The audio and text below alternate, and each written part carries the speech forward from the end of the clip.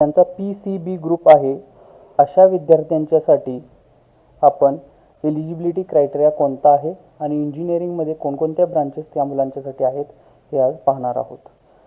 तर PCB ग्रुपसाठी 12वीच्या परीक्षेमध्ये किंवा त्याच्या इक्विव्हॅलंट परीक्षेमध्ये फिजिक्स आणि केमिस्ट्री हे कंपल्सरी सब्जेक्ट आहेत. फिजिक्स आणि केमिस्ट्री हे कंपल्सरी सब्जेक्ट आहेत आणि त्याच्याबरोबरच mathematics, biotechnology, biology, technical vocational subject, computer science, IT, informatic practices, agriculture और engineering graphics, business studies, electronics किंवा एंटरप्रेन्योरशिप यापैकी एक सब्जेक्ट असायला हवा.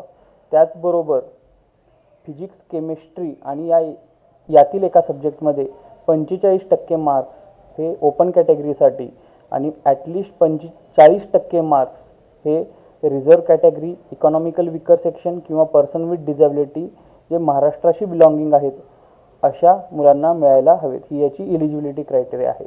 याचबरोबर जी CETची एक्झाम आहे फिजिक्स, केमिस्ट्री आणि बायोलॉजी PCB या सर्व पेपरना तो मुलगा ॲपियर झालेला असायला हवा आणि याच्यामध्ये त्याला नॉन झिरो स्कोर असायला हवा. तर तो इंजिनिअरिंगमध्ये या ज्या 9 ब्रांचेस दिलेल्या आहेत याला शेड्यूल 4 ब्रांचेस असं म्हटलं जातं.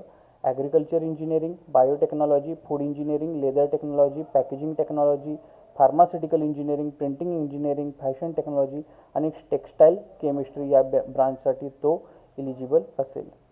या मेजर ब्रांच म्हटल्या जातात. मेजर डिसिप्लिन 9 ॲग्रिकल्चर, बायोटेक्नॉलॉजी आणि त्याच्याशी रिलेटेड असणाऱ्या संलग्न किंवा रिलेव्हंट असणाऱ्या ब्रांचची नावं तुम्हाला या कॉलममध्ये दिसत आहेत.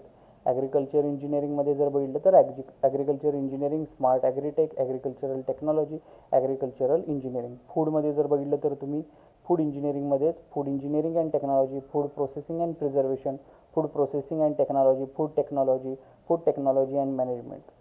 तर या ब्रांचच्या महाराष्ट्रामध्ये किती कॉलेजेसमध्ये अवेलेबल आहेत, त्याच्यामध्ये किती जागा आहेत हे आपण पुढच्या व्हिडिओमध्ये पाहणार आहोत. धन्यवाद.